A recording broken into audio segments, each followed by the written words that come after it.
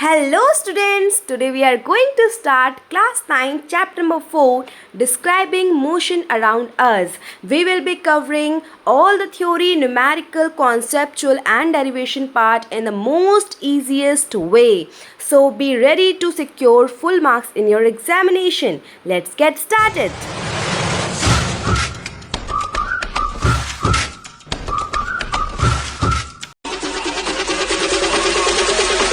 पहले बच्चों समझते हैं हम अपने चैप्टर की meaning. The name of the chapter is describing motion around us. It means कि हम अपने आसपास के मोशन के बारे में पढ़ने वाले हैं. मोशन का मतलब होता है मूवमेंट.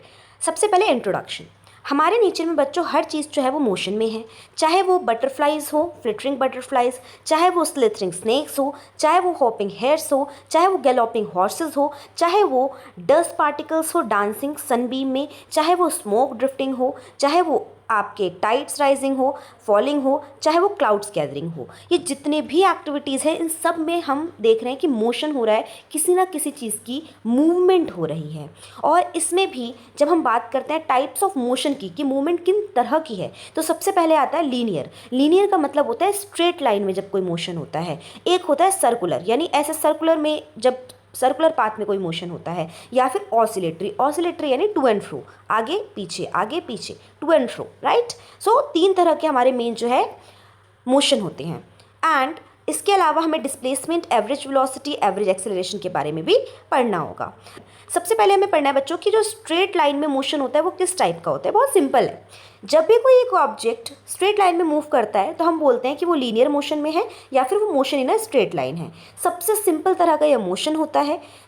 एग्जाम्पल के लिए चिल्ड्रन जो है अगर रेस लगा रहे हैं एक स्ट्रेट लाइन में, या फिर एक बॉल है जो वर्टिकली गिर रही है, या फिर एक कार है जो स्ट्रेट हाईवे में रन कर रही है, या फिर एक जो ट्रेन है वो स्ट्रेट ट्रैक पे रन कर रही है, ये सारे के सारे एग्जाम्पल आपका motion in a straight line के हैं. अब हम बात करते हैं पोजीशन को हम कैसे डिस्क्राइब कर सकते हैं.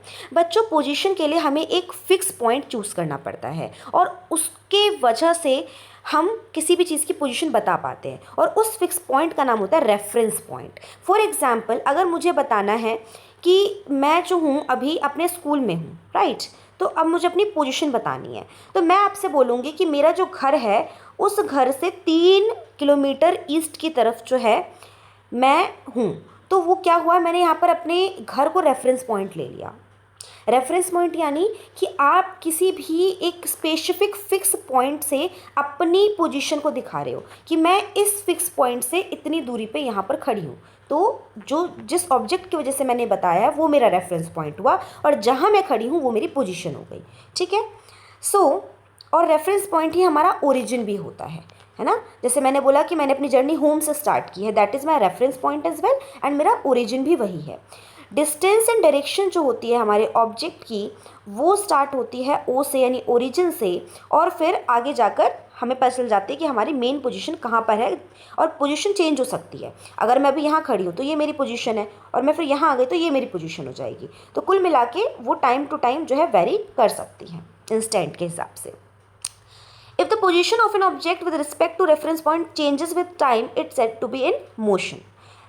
अब पोजीशन और मोशन में यही फ़र्क है. पोजीशन मीन्स कि वो एक तरह से एक पॉइंट है जहाँ पर आप हो present, that is position. But जब समय के साथ आपकी पोजीशन चेंज हो रही हो with respect to the reference point, that is motion. यानी मैंने बोला कि टाइम बीत रहा है, और टाइम बीत रहा है उसके साथ साथ जो है ना मैं यहाँ से यहाँ पहुँच गई, तो जाहिर सी बात है कि ये क्या हुआ, मोशन हुआ. Simple. If the position doesn't change with time the object is set to be rest. मान लो कि मैं एक ही पोजीशन पे कांस्टेंट खड़ी हूँ और मैं उसी जगह खड़ी हूँ, मैं आगे नहीं मूव कर रही या पीछे मूव नहीं कर रही, कहीं भी मूव नहीं कर रही, सिर्फ अपनी पोजीशन पे हूँ, तो वो कहलाएगा रेस्ट, राइट. अब स्ट्रेट लाइन मोशन जो होता है बच्चों ऑब्जेक्ट का, वो 2 डायरेक्शन में हो सकता है. या तो फॉरवर्ड आगे की तरफ जिसके लिए हम पॉजिटिव साइन लगाएंगे, या तो पीछे की तरफ जिसके लिए हम नेगेटिव साइन लगाएंगे. ठीक है. तो कुल मिला के हमारा to position to the right of the origin is indeed positive and left as negative. तो 2 चीज़ें याद रखो. यहाँ देखो, मैंने आपसे बोला कि आगे जाएंगे तो पॉजिटिव, पीछे आएंगे तो नेगेटिव. ठीक है. और एक और चीज़ याद रखना कि जब हम राइट जाएंगे तो वो भी पॉजिटिव, और लेफ्ट जाएंगे तो वो नेगेटिव लिया जाएगा. इसका मतलब फॉरवर्ड मूवमेंट को या फिर राइट डायरेक्शन की मूवमेंट को हम हमेशा पॉजिटिव कंसीडर करेंगे, या फिर बैकवर्ड मूवमेंट को और जो है हमारी लेफ्ट साइड की मूवमेंट को हमेशा नेगेटिव एज्यूम करेंगे। इंस्टेंट ऑफ टाइम मतलब उस समय पर आप कहाँ पर एग्जैक्टली मौजूद हो। फॉर एग्जाम्पल 12:03 पर मैं अगर किसी जगह पर खड़ी हूँ तो मेरा इंस्टेंट है। अब हो सकता है 12:05 पर मैं थोड़ी आगे बढ़ चुकी हूँ तो मेरा पोजीशन चेंज हो जाएगा, टाइम आगे बढ़ जाएगा, सब कुछ चेंज हो जाएगा। हमारा जो टाइम इंटरवल होता है बच्चों, वो ड्यूरेशन होती है 2 इंस्टेंट के बीच में। कि मान लो 12:05 पे मैं जो हूँ यहाँ पर अपने घर पर थी और 12:15 पे मैं अपने स्कूल चली गई या स्कूल पहुँच गई। तो यहाँ पर इसके बीच का जो इंटरवल है दैट इज़ टाइम इंटरवल, है ना। 2 इंस्टेंट ऑफ टाइम हो गए। नाउ अब हम आ जाते हैं डिस्टेंस ट्रेवल एंड डिस्प्लेसमेंट पे कि डिस्टेंस और डिस्प्लेसमेंट में क्या फ़र्क होता है। देखो बच्चों, बहुत आसान है, एक एग्जांपल से समझाती हूँ। मैंने आपसे बोला एक पर्सन है जो कि यहाँ पर खड़ा है, ठीक है मैम। ये इसकी ओरिजिनल पोजीशन है, स्टार्टिंग इनिशियल पॉइंट है, ओरिजिन है, और यहाँ से वो आगे बढ़ा और अब वो यहाँ पहुँच चुका है, ठीक है मैम। ये इसका एंडिंग पॉइंट है, फाइनल पोजीशन है। अब ये यहाँ पर जब गया तो 10 मीटर का डिस्टेंस इसने कवर किया, तो इसका डिस्टेंस भी 10 मीटर हो गया, डिस्प्लेसमेंट भी 10 मीटर हो गई। अब ये क्या हुआ, ये जो है वापस आया। जब ये वापस आया तो 10 मीटर पहले इसने कवर किया, अब दोबारा 10 मीटर वापस आने में कवर किया, तो इसका टोटल डिस्टेंस अब 20 मीटर हो चुका है। लेकिन इसकी डिस्प्लेसमेंट अब ज़ीरो हो गई। आप बोलोगे ज़ीरो हो गई कैसे? बच्चों, डिस्प्लेसमेंट का मतलब होता है ओरिजिनल पोजीशन से कितनी दूरी है ऑब्जेक्ट की। डजेंट मैटर कि आप पूरी दुनिया घूम के अगर अपने ओरिजिनल पोजीशन पे वापस आ जाओगे ना तो आपकी डिस्प्लेसमेंट ज़ीरो ही कहलाएगी। ये चीज़ याद रखना। आप जब अपनी ओरिजिनल पोजीशन से स्टार्ट करोगे, मूव करोगे कहीं भी, तो डिस्टेंस हमेशा ऐड ऑन होता रहेगा। जितना आप आगे बढ़ोगे उतना डिस्टेंस आपका ऐड ऑन होता रहेगा। बट डिस्प्लेसमेंट जो है वो डिटरमाइन होगी कि आपने अपनी जर्नी एंड कहाँ की। अगर आप अपनी ओरिजिनल पोजीशन पे वापस आ गए हो ना तो आपकी डिस्प्लेसमेंट ज़ीरो ही मानी जाएगी। इसका मतलब यहाँ पर सेकंड केस में 20 मीटर हमारा डिस्टेंस हो गया, डिस्प्लेसमेंट ज़ीरो हो गई।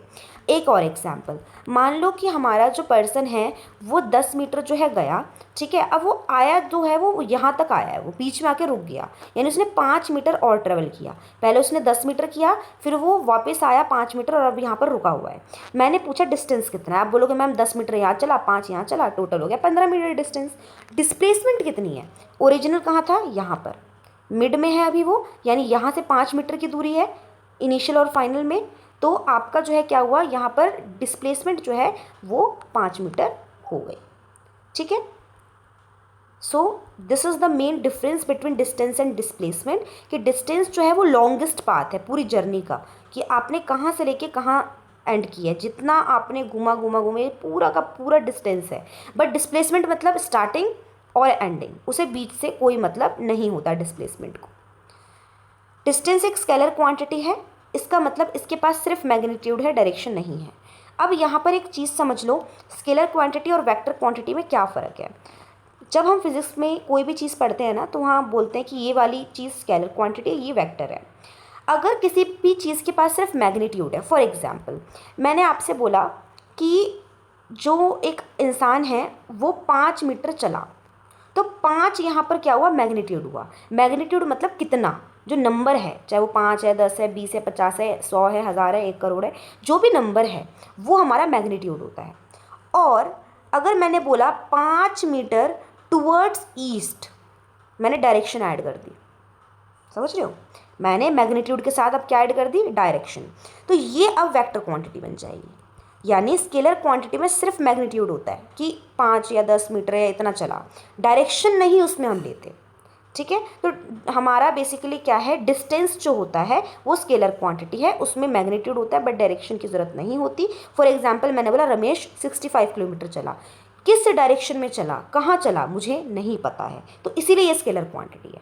डिस्प्लेसमेंट इससे बिल्कुल अपोजिट है, उसमें हमारा ये शॉर्टेस्ट डिस्टेंस होता है, इसमें इनिशियल और फाइनल पोजीशन ही मेन होती है कि स्टार्ट कहाँ हुआ और एंड कहाँ हुआ। ये वेक्टर क्वांटिटी है, इसमें मैग्नीट्यूड और डायरेक्शन दोनों मैटर करते हैं, ठीक है। जैसे मैंने बोला रमेश 65 किलोमीटर चला लेकिन साउथ वेस्ट की तरफ चला, तो मैंने क्या करा, डायरेक्शन यहाँ मेंशन कर दी। डिस्प्लेसमेंट जो है वो ज़ीरो हो सकती है अगर इनिशियल और फाइनल पोजीशन आपकी सेम हो तो। याद रखना, जब भी आपकी इनिशियल और फाइनल पोजीशन सेम होगी, डजेंट मैटर आपने बीच में कितना मूवमेंट की है, आपकी डिस्प्लेसमेंट हमेशा क्या हो जाएगी, ज़ीरो हो जाएगी। ये आपके मेन डिफरेंसेस हो गए हैं कि total path length covered distance होता है, net change in position displacement होता है, डिस्टेंस हमेशा नॉन नेगेटिव होगी और डिस्प्लेसमेंट पॉजिटिव भी हो सकती है, नेगेटिव भी हो सकती है, जीरो भी हो सकती है। डिस्टेंस जो इसमें सिर्फ मैग्नीट्यूड होगा, इसमें मैग्नीट्यूड और डायरेक्शन दोनों होंगे। डिस्टेंस जो है वो हमेशा डिस्प्लेसमेंट से बड़ा होगा या इक्वल होगा, और जो डिस्प्लेसमेंट है वो डिस्टेंस से हमेशा जो है छोटा होगा या फिर उसके इक्वल होगा। अब हम बात करते हैं अपने नेक्स्ट पॉइंट की। मैंने आपको ऑलरेडी वेक्टर और स्केलर में डिफरेंस बता दिया है, ठीक है, और ये एग्जांपल मैं ऑलरेडी आपको एक्सप्लेन कर चुकी हूँ। यहाँ पर टोटल अगर मैं डिस्टेंस की बात करूँ ओ ए, यहाँ देखो ध्यान से, इस एग्जांपल में हमारा ये रहा ओ, ये रहा बी और ये रहा ए, ठीक है। तो हमारा टोटल जो है ओ ए जो है ये और ए बी जो है ये, इसके टोटल डिस्टेंस 100 + 60 हो गई 160 मीटर। बट वहीं अगर मैं डिस्प्लेसमेंट की बात करूँगी ना तो वो ये है, स्टार्टिंग ये रहा, एंडिंग यहाँ हुई है, तो वो 40 मीटर है। ये डिफरेंस हुआ। अब नेक्स्ट हमारा एक एग्जाम्पल है, वो एग्जाम्पल भी सेम आपका डिस्टेंस डिस्प्लेसमेंट के ऊपर है कि एक बॉडी है 4 किलोमीटर नॉर्थ की तरफ गई, फिर वो राइट मुड़ी और 4 किलोमीटर आगे फिर वो गई। अब कैलकुलेट करना है डिस्टेंस और डिस्प्लेसमेंट, और आपकी फिगर कुछ इस टाइप की आएगी, यस और नो, इस टाइप की फिगर, एक ट्राइंगल बनेगा। अब क्वेश्चन ये आता है कि इसमें डिस्टेंस डिस्प्लेसमेंट कैसे कैलकुलेट करना है। देखो डिस्टेंस तो क्या था, यहाँ चली, सिंपल आप क्या करोगे 4 + 4 कर दोगे, 8 किलोमीटर आपका डिस्टेंस आ गया।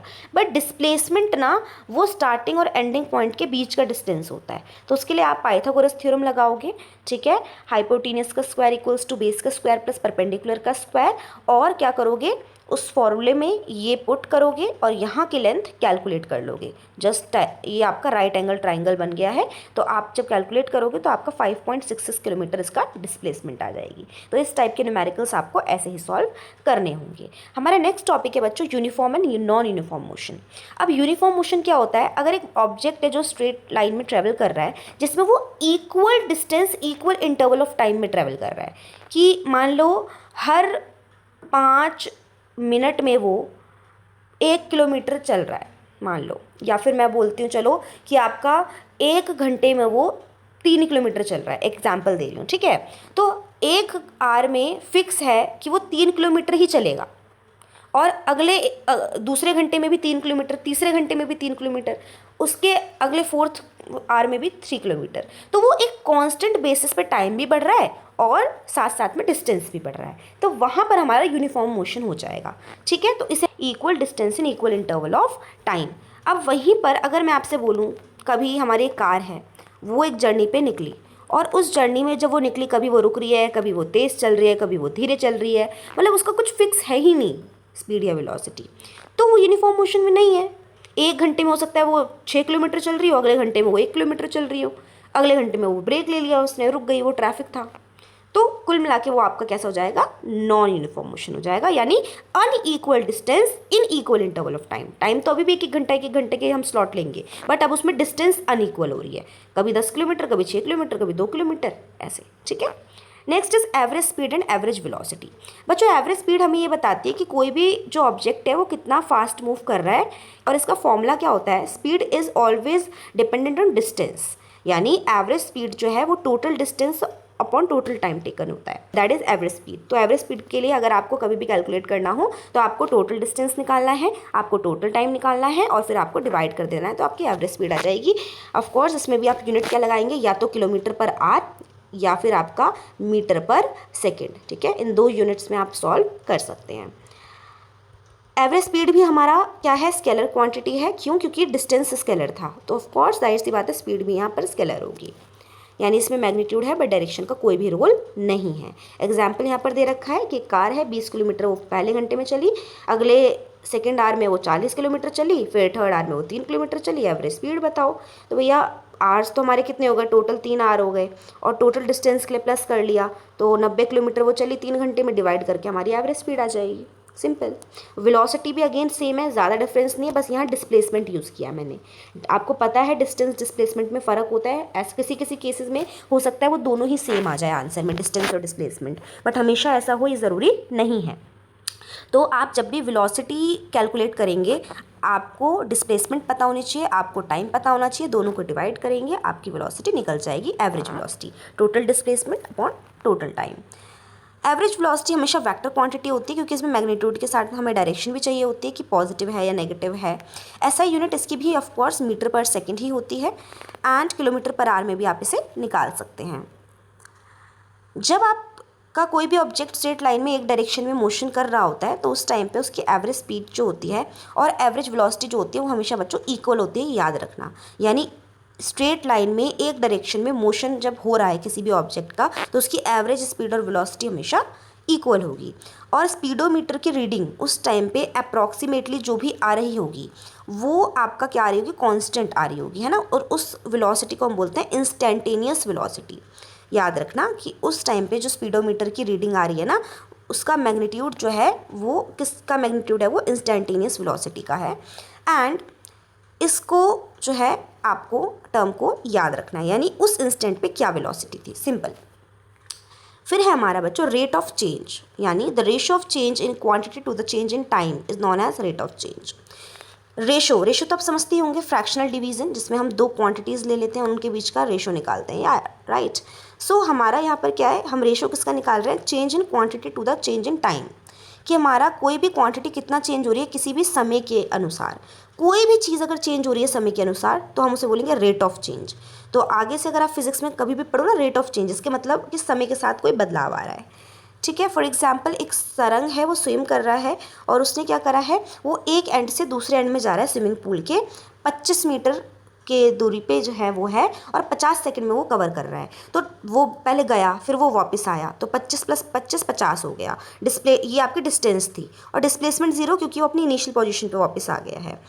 अब एवरेज स्पीड जो है वो कैसे निकालोगे, of course distance upon time and velocity के लिए डिस्प्लेसमेंट अपॉन टाइम। तो आपके दोनों आंसर डिफरेंट आएंगे।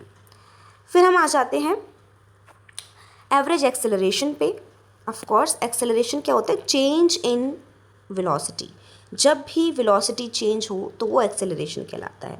हमारी जब भी कोई जर्नी होती है उसमें कभी भी कोई ऑब्जेक्ट कांस्टेंट स्पीड या वेलोसिटी से नहीं चलता है, स्पीड घटती बढ़ती रहती है, दैट इज़ एक्सेलरेशन, सिंपल।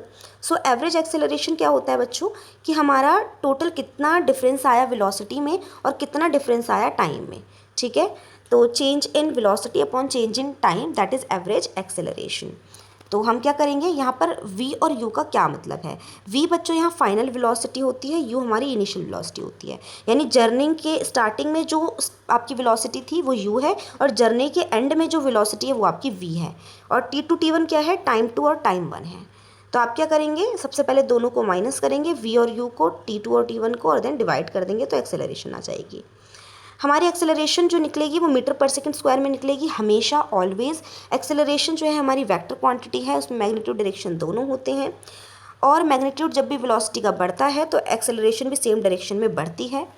जब भी वेलोसिटी घटती है एक्सेलरेशन अपोजिट डायरेक्शन में घटती है, जिसे हम डी एक्सेलरेशन भी बोलते हैं।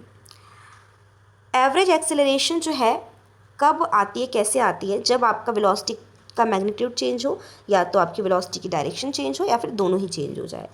कांस्टेंट एक्सेलरेशन क्या होती है बच्चों, कांस्टेंट एक्सेलरेशन, इसमें वेलोसिटी तो चेंज हो रही है बट वो इक्वल अमाउंट में हो रही है, इक्वल इंटरवल ऑफ टाइम में।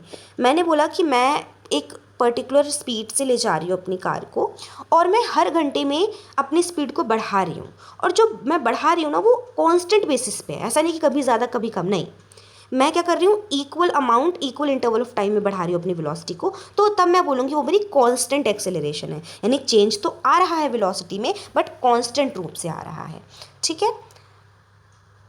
अब कभी कभी क्या होता है, हो सकता है कि ऑब्जेक्ट जो है वो बहुत फास्ट मूव कर रहा हो लेकिन उसकी एक्सेलरेशन 0 हो। How is it possible, if its velocity is constant, अगर उसकी वेलोसिटी कांस्टेंट है तो हो सकता है कि उसकी एक्सेलरेशन 0 आए, जब बल्कि उसकी स्पीड फास्ट होती जा रही है। इसमें एक्सेलरेशन जो है वो डिपेंड करता है कि वेलोसिटी कितनी जल्दी चेंज हो रही है, और इसमें हम स्पीड को बिल्कुल भी वैल्यू नहीं दे रहे हैं, हम वेलोसिटी के हिसाब से चल रहे हैं, ठीक है। अब यहाँ एक न्यूमेरिकल है कि कार की स्पीड है वो बढ़ रही है, आपको एक्सेलरेशन निकालनी है। आप बोलोगे तो बहुत आसान है मैम, a = v - u/t होता है। एक्सेलरेशन निकालनी है, फाइनल वेलोसिटी दे रखी है, इनिशियल वेलोसिटी दे रखी है, टाइम दे रखा है, मैं पुट करूँगी, आंसर निकाल लूँगी। But the thing is that बच्चों, आप यहाँ बहुत बड़ी मिस्टेक जो बहुत सारे बच्चे करते हैं, वो यूनिट्स पे ध्यान नहीं देते। यूनिट्स पे आपको ध्यान देना है कि यहाँ पर अगर मुझे किलोमीटर पर आवर दे रखा है तो मेरा टाइम भी आर में होना चाहिए था, बट टाइम हमारा सेकंड में है, या तो फिर ये मीटर पर सेकंड में होना चाहिए था। तो मैं क्या करूँगी बच्चों, मैं इसमें इन दोनों जो भी मेरी स्पीड है इनको मैं किस में कन्वर्ट कर लूँगी, मीटर पर सेकंड में, देन फिर मैं इसे फॉर्मूले में पुट करूँगी। तो सबसे पहले मैंने क्या करा, मैंने यू लिया, यू को मैंने चेंज कर दिया मीटर पर सेकंड में, वी को मैंने चेंज कर दिया मीटर पर सेकंड में। कैसे चेंज करते हैं, इसकी एक छोटी सी ट्रिक है। जब भी आपको किलोमीटर पर आर को मीटर पर सेकंड में चेंज करना हो तो आप उस डिजिट को इनटू कर दो 5/18 से हमेशा, और जो भी आपका आंसर आएगा ना वही आपका मीटर पर सेकंड में कन्वर्जन हो जाएगा। तो मान लो अगर यहाँ पर मैंने लिखा 4 किलोमीटर, आपका मैंने लिख दिया पर आर, इसको मेरे को चेंज करना है, तो यहाँ मैं 4 पुट करूँगी, इनटू कर दूँगी 5/18 से, सॉल्व करूँगी, जो आंसर आएगा वो मेरा मीटर पर सेकंड में आएगा। तो यही करना है। अब मैंने क्या करा, मैंने यू लिया, मैंने वी लिया, उनकी मैंने यूनिट कन्वर्जन कर ली मीटर पर सेकंड, और टाइम तो मेरा सेकंड में था ही, मैंने सीधा फॉर्मूला लिया, उसमें पुट किया और आंसर निकाल लिया। Now the next topic is बच्चों ग्राफिकल रिप्रेजेंटेशन ऑफ मोशन, कि हम जो भी हमारा मोशन है उसमें ग्राफ का क्या काम है, कैसे हम उसे रिप्रेजेंट कर रहे हैं, क्यों रिप्रेजेंट कर रहे हैं, यही हमें पढ़ना है। सबसे पहले तो ग्राफ का मतलब होता है visual way to represent motion. हम मोशन को दिखा रहे हैं, ठीक है, विजुअल वे में दिखा रहे हैं। इसमें हम पोजीशन को, वेलोसिटी को, एक्सेलरेशन को दिखा रहे हैं, समय के साथ जो चेंज हो रही है, हम मोशन को कंपेयर कर पा रहे हैं, हम फिजिकल क्वांटिटी को कैलकुलेट कर पा रहे हैं, और हम ये देख पा रहे हैं कि मोशन यूनिफॉर्म है या फिर नहीं है।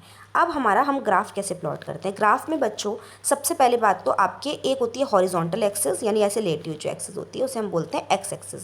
एक होती है वर्टिकल, यानी ऐसे जो खड़ी एक्सिस होती है उसे हम बोलते हैं वाई एक्सिस। तो हॉरिजॉन्टल वाली एक्स हो गई, ऊपर वाली ये वर्टिकल वाली वाई हो गई। तो हमने क्या करा, 2 परपेंडिकुलर एक्सिस ड्रॉ कर ली है। एक उसमें हॉरिजॉन्टल है जिसमें हमने टाइम रख दिया है, एक वर्टिकल है जिसमें हमने पोजीशन रख दी है। अब हमने क्या करा, हमने वाई बनाया, हमने एक्स बनाया, टाइम और पोजीशन बना ली। फिर हम वैल्यू अब इसमें पहले मार्क करेंगे, ठीक है। हमने क्या करा है, यहाँ पर एक चीज़ याद रखिएगा बच्चों, आप ना जो भी नीचे यहाँ वैल्यूज़ लिखते हैं इनका गैप हमेशा सेम होना चाहिए। अब जैसे आपने यहाँ पर 1 2 3 4 इसमें सब में एक एक का गैप लिया है आपने, और यहाँ पर सब में आपने 20 का गैप लिया है। तो गैप हमेशा ना सेम होने चाहिए, कि यहाँ 1 का गैप लिया तो सब में 1 का गैप हो, यहाँ 20 का गैप लिया तो सब में ही 20 का गैप हो।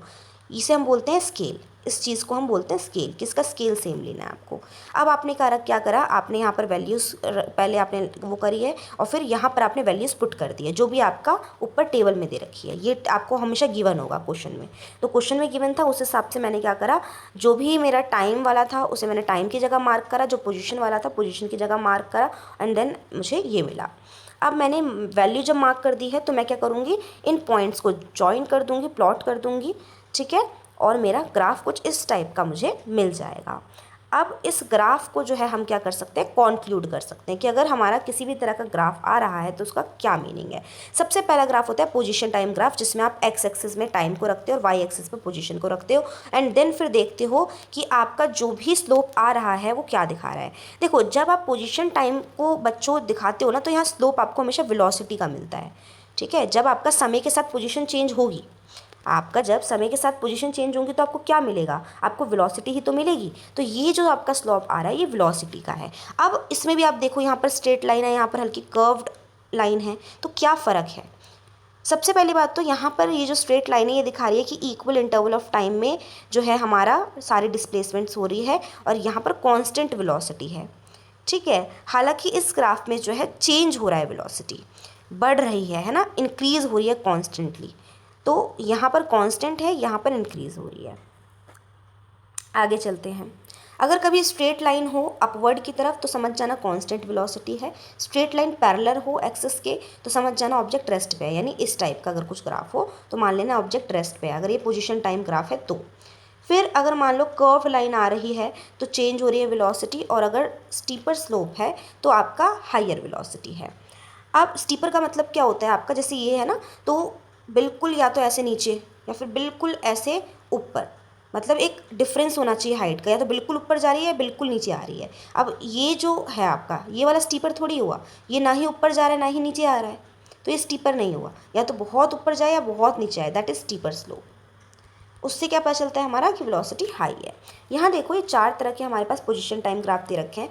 अगर कभी स्ट्रेट लाइन आए मतलब यूनिफॉर्म मोशन है, अगर कभी इस तरह का कोई ग्राफ आए पोजीशन टाइम का मतलब ऑब्जेक्ट रेस्ट पे है, अगर पोजीशन टाइम का ये ग्राफ आए मतलब नॉन यूनिफॉर्म मोशन हो रहा है और यहाँ पर जो है आपका वेलोसिटी बढ़ रही है, एंड यहाँ पर भी नॉन यूनिफॉर्म मोशन है बट यहाँ पर घट रही है वेलोसिटी। ठीक है, तो ये आपको याद रखना है, यहाँ बढ़ रही है या घट रही है, यहाँ मोशन ही नहीं हो रहा और यहाँ पर कांस्टेंट यूनिफॉर्म मोशन हो रहा है। अब एक हमारे यहाँ ग्राफ दे रखा है जिसमें आप देख सकते हो हमारे पास 2 ऑब्जेक्ट है ए और बी, और आपको बताना है कि इसमें किसकी हायर वेलोसिटी होगी। जाहिर सी बात है जिसका स्टीपर स्लोप है उसकी हायर वेलोसिटी होगी। अब ये देखो आपका जो ए वाला है ना, ये वाला सॉरी बी वाला जो है, इसमें हाइट ज़्यादा नहीं है लेकिन ए वाले में हाइट ज़्यादा है, पीक ज़्यादा है, तो इसीलिए हमारा ए जो है उसकी वेलोसिटी ज़्यादा होगी। आगे चलते हैं। यहाँ पर भी सेम एक ऐसा ग्राफ दे रखा है, आपके पास एक ए है एक बी ऑब्जेक्ट है, आपको बताना है कि कौन सा ज़्यादा किसकी हमारी एवरेज वेलोसिटी आएगी। तो आप कैसे बताएंगे, आप बोलेंगे स्लोप बी जो है वो ज़्यादा स्टीपर है ए से, ज़्यादा हाइट वाला है, ज़्यादा पैनाती का ऊपर की तरफ है, तो इसीलिए उसकी वेलोसिटी ज़्यादा होगी। इसकी डिस्प्लेसमेंट भी ऑफकोर्स ज़्यादा है, ये भी हम देख सकते हैं। Calculating velocity from a position time graph. अब यहाँ पर देखिए आपको एक ग्राफ दिख रहा होगा ये वाला। इस ग्राफ में अगर आपको निकालना हो, कैलकुलेट करना हो कोई भी चीज़, तो आप कैसे करेंगे ये ज़रा हम सीखते हैं। ओके, तो ग्राफ आपका दे रखा है, नीचे टाइम है, ऊपर पोजीशन है। ठीक है जी।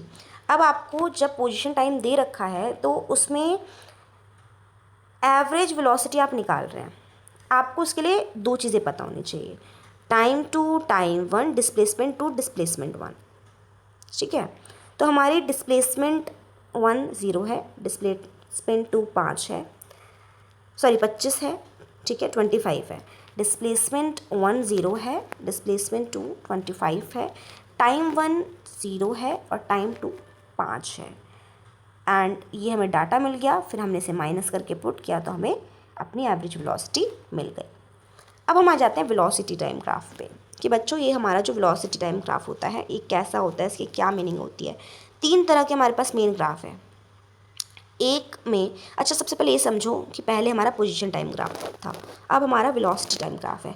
इसमें जो स्लोप आ रहा है ना ये एक्सेलरेशन का है, ये जो है आपका एक्सेलरेशन को दिखाता है। हालांकि यहाँ पर जो है क्योंकि ना घट रहा है ना बढ़ रहा है, बिल्कुल कांस्टेंट है, इसलिए ये वेलोसिटी है। बट अगर ये बढ़ गई तो ये कांस्टेंट एक्सेलरेशन है, अगर ये घट गई तो ये कांस्टेंट एक्सेलरेशन है, कम होने वाली, डिक्रीजिंग। ये इंक्रीजिंग है, ये डिक्रीजिंग है, और इसमें तो खैर कोई फ़र्क ही नहीं पड़ रहा है। तो याद रखना इसमें क्या हो रहा है, पहले वाले ग्राफ में हमारा जो है वेलोसिटी कांस्टेंट है, समय बढ़ रहा है बट वेलोसिटी सेम है। दूसरे वाले ग्राफ में समय के साथ साथ वेलोसिटी बढ़ रही है, इसमें समय के साथ साथ वेलोसिटी कम हो रही है। तो यहाँ पर एक्सेलरेशन, यहाँ डी एक्सेलरेशन, यहाँ पर कोई एक्सेलरेशन नहीं है। आगे देखते हैं। अब हम आ जाते हैं कांस्टेंट स्पीड। हमारे यहाँ 4 तरह के ग्राफ हैं, इनको समझते हैं।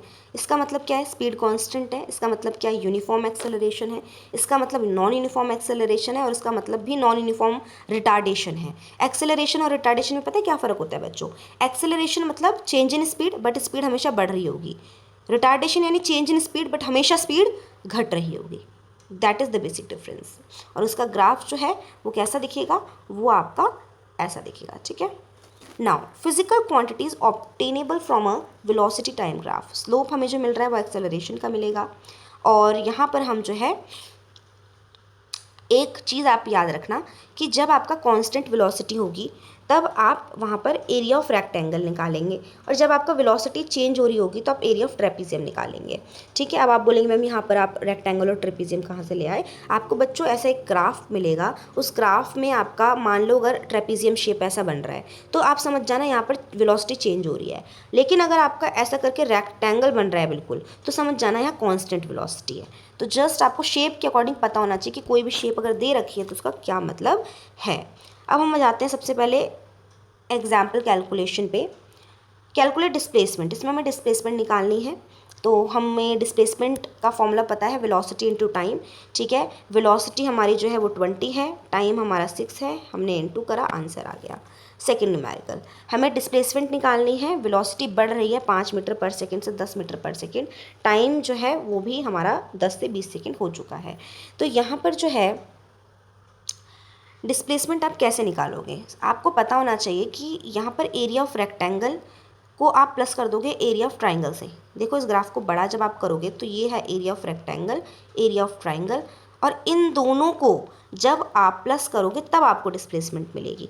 तो आपको सिंपल मैथ्स का फॉर्मूला लगाना है कि area of rectangle length into breadth होता है। लेंथ इंटू ब्रेथ यानी ये आपकी लेंथ, ये आपकी ब्रेथ, यानी ये आपका 10 हो गया, ये आपका जो है कितना हो गया, 5 हो गया। तो आपने क्या किया, आपने 5 इंटू 10 कर दिया। क्लियर है? तो लेंथ इंटू ब्रेथ करा, फिर आपने प्लस किया किससे, ट्राइंगल के एरिया से। ट्राइंगल का एरिया होता है half into base into height. तो यहाँ पर बेस 10 है और हाइट 5 है। बेस हमारा 10 है, हाइट हमारी 5 है। ओके, और इससे हमने जब टोटल सॉल्व किया तो हमारा डिस्प्लेसमेंट कितनी आ गई, 75 मीटर।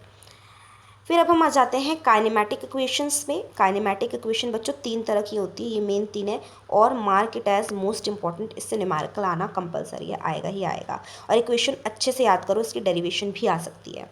3 इक्वेशन होती है, v equals to u plus a t, s equal to u t plus half a t square, and v square equals to u square plus 2as। इन तीनों में हर चीज़ का मतलब समझ आना बड़ा ज़रूरी है।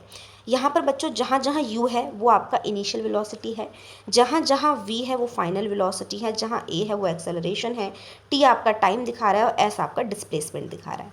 तो इस फॉर्मूले में इन सारी इक्वेशंस में जो है ये सारे सिंबल्स यूज़ हो रहे हैं जिनकी मीनिंग आपको क्लियर होनी चाहिए। अब हम आ जाते हैं डेरिवेशन पे कि हम ग्राफ बना के डेरिवेशन कैसे कर सकते हैं। हमें बच्चों पहली, दूसरी और तीसरी तीनों इक्वेशन की डेरिवेशन आनी चाहिए। क्वेश्चन ये उठता है, मैम ये डेरिवेशन क्या होती है? बच्चों डेरिवेशन मतलब होता है कि जो आपने अभी इक्वेशंस पढ़ी हैं इनको अब आप प्रूव करोगे कि ये कैसे आई, कहाँ से आई, और खुद प्रूफ करोगे। क्वेश्चन सिंपली आपको आएगा डिराइव काइनेमेटिक इक्वेशंस, बस ख़त्म। और आपको सब कुछ आगे खुद करना पड़ेगा। तो ये हमारे क्लास के हैंडमेड नोट्स हैं, इससे हम समझेंगे इजी वे में। ये आपका एक बहुत बेसिक सा मैंने ग्राफ बनाया है जिसमें आपका वाई एक्सिस पे वेलोसिटी है, एक्स एक्सिस पे टाइम है। यहाँ ध्यान से देखो, एक रेक्टेंगल है, एक ट्राइंगल है, ठीक है, यूँ है, और यहाँ पर u का मतलब है इनिशियल वेलोसिटी, ठीक है, इनिशियल वेलोसिटी। तो मैंने आपको शेप इसलिए बता दिया ताकि जब हम डेरिवेशन करें तो आपको याद रहे। अब हम डेरिवेशन स्टार्ट कर रहे हैं। सबसे पहले आप लिखोगे कि कांस्टेंट एक्सेलरेशन का formula a equals to v minus u upon t होता है, ठीक है मैम। अब अगर ये फॉर्मूला है तो क्या मैं t को ऊपर ले जा सकती हूँ? कोई मतलब उसमें रूल्स के खिलाफ तो नहीं है, बिल्कुल ले जा सकती हूँ। नीचे से ऊपर आ गया t, ठीक है, आ गया। इसके बाद हमारा जो माइनस यू है ये प्लस में बदल गया है ना, जब वो आपका RHS से LHS में जाएगा, यहाँ पर जाएगा, तो जाहिर सी बात है v अकेला बचेगा और इक्वेशन बन जाएगी u प्लस ए टी। तो v equals to u plus a t, first आपकी इक्वेशन डिराइव हो गई। ओके, सबसे पहले एक्सेलरेशन का फॉर्मूला लिखना है, t ऊपर ले जाना है और माइनस यू को प्लस यू कर देना है दूसरी साइड ले जाके, तो आपका फॉर्मूला आ जाएगा फर्स्ट वाला। अब सेकंड के लिए आप क्या करेंगे, आपको एरिया निकालना पड़ेगा OABD का, बस इतना याद रखना। OABD क्या है, ये O है, ये A है, ये B है और ये D है, यानी इस टोटल का, ये जो दिख रहा है ना आपको, ये इस टोटल का आपको क्या निकालना पड़ेगा, एरिया निकालना पड़ेगा। और इसके लिए आपको ये फर्स्ट हो गया, ये सेकंड, इन दोनों के एरिया को प्लस करना पड़ेगा, जो मैंने यहाँ बखूबी किया है। देखो एक बार मैंने क्या करा, रेक्टेंगल OACD है, यहाँ पर नेमिंग आपको ऑलरेडी दे रखी है, नीचे रेक्टेंगल और ऊपर के ट्राइंगल को प्लस कर दिया। हमें पता है आपका रेक्टेंगल का एरिया लेंथ इंटू ब्रेथ होता है और ट्राइंगल का area half into base into height होता है। तो हमने सिर्फ नेमिंग की है। यहाँ पर रेक्टेंगल की लेंथ जो थी वो AO है, ब्रेथ DO है, हाफ का हाफ, बेस CA है और हाइट BC है, ठीक है। एंड फिर हम ग्राफ में से इंटरप्रेट करना है।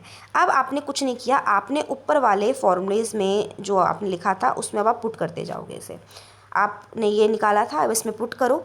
AO U हो गया, DO T हो गया, हाफ का हाफ, CA T हो गया, BC V माइनस U हो गया। अब v माइनस यू को यहाँ मैंने AT लिखा है। आप बोलोगे कैसे लिख दिया मैम, ये देखो आपका, अगर मैं इस u को यहाँ ले जाऊँ तो ये v minus u equals to AT ही तो बचेगा। अगर मैं इस u को यहाँ ले जाऊँ तो हमारा v minus u equals to AT बचेगा। इसका मतलब कहीं ना कहीं मेरे v माइनस यू की वैल्यू AT होती है। हाँ होती है मैम, होती है। तो मैंने यहाँ पर v माइनस यू AT डाला। क्यों डाला मैम, क्या फ़ायदा होगा, आगे देखो क्या फ़ायदा होगा। यहाँ पर t और t हो गए t स्क्वायर, a का a और हाफ का हाफ, और बाकी यू टी तो पहले से हमारे पास थे ही, है ना। तो यहाँ हमारा फॉर्मूला क्या आ गया, s equal to u t plus half a t square, and this is the second equation of motion, kinematic equation. अब हम इसी में s equals to u t plus half a t square में क्या करेंगे, हम इसमें t की वैल्यूज़ पुट करेंगे और इसे सॉल्व कर लेंगे और हमारी थर्ड इक्वेशन भी आ जाएगी। कैसे करेंगे, हम जानते हैं, क्या जानते हैं कि acceleration v minus u upon t होता है, और जब हम t को ऊपर ले गए और a को नीचे ले आए, ठीक है, तो अब टाइम हमें मिल गया v माइनस यू अपॉन ए। टाइम की हमें एक वैल्यू मिल गई v minus u upon a, और अब जहाँ जहाँ इस इक्वेशन में t लिखा हुआ है ना बच्चों, वहाँ वहाँ आप v माइनस यू अपॉन ए पुट करो। मैंने कुछ नहीं किया, मैंने सिर्फ चीटिंग की है और मैंने t की जगह v माइनस यू अपॉन ए पुट कर दिया, सिंपल। अब इसके बाद मैंने क्या किया, इसके बाद जो है बच्चों हमने पुट किया, पुट करने के बाद इसे हमने मल्टीप्लाई कर लिया, बाहर वाले u को अंदर वाले v और u से, तो ये आ गया हमारे पास u v minus u square upon a. और अगले वाले में सेकंड स्टेप में हमने क्या करा है कि हमारा जो है ये ऊपर स्क्वायर लगा हुआ है ना, तो ये स्क्वायर ऊपर वाले का भी है और नीचे वाले का भी है। थर्ड स्टेप में हमने क्या किया है, हमने एक आइडेंटिटी यूज़ की है a माइनस बी का होल स्क्वायर की। आपको पता होगा a माइनस बी का होल स्क्वायर कितना होता है, a square plus b square minus 2ab। यही आइडेंटिटी मैंने यहाँ पर v माइनस यू के होल स्क्वायर में लगा दी। हम बोल सकते हैं कि यहाँ पर जो बच्चों ध्यान से देखो, ये जो ए ओ है ना, ये हमारी इनिशियल वेलोसिटी है, तो मैंने लिख दिया ए ओ हमारी इनिशियल वेलोसिटी है। और हमारा जो डी ओ है, डी ओ ये नीचे वाली पूरी लाइन है, ये टाइम के इक्वल है ना। डी ओ और ए वाली लाइन जो है, डी ओ और सी ए वाली, ये सी ए है, ये डी ओ है, ये दोनों के दोनों आपका टाइम के इक्वल है। और बी सी जो है, बी सी कहाँ है, ये वाला बी सी जो है, ये जो बी सी है ये वी माइनस यू के इक्वल है। ये रहा वी और नीचे था यू, तो इन दोनों का डिफरेंस ही बी सी है। ये अगर आपको याद है तो ये मान लीजिए आपको फिर आगे प्रॉब्लम बिल्कुल भी नहीं होगी, आपको सिंपली, ठीक है, v माइनस यू के होल स्क्वायर में मैंने यहाँ आइडेंटिटी लगाई और फिर नीचे लिख दिया है v square plus u square plus minus 2vu।